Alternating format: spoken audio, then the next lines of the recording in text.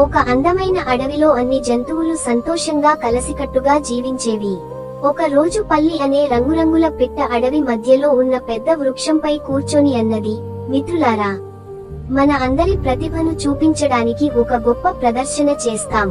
అందరూ ఉత్సాహంగా వారి ప్రతిభ చూపించడానికి సిద్ధమయ్యారు. సింహం లియో గర్జనతో అందరినీ ఆశ్చర్యపరచింది. ఏనుగు ఎల్లి తన తొంపుతో నీటితో రంగురంగుల వర్ణకాంతులు సృష్టించింది. మందమొలక బెన్ని వేగంగా అడ్డంకుల్ని దాటుతూ అందరినీ మెప్పించింది.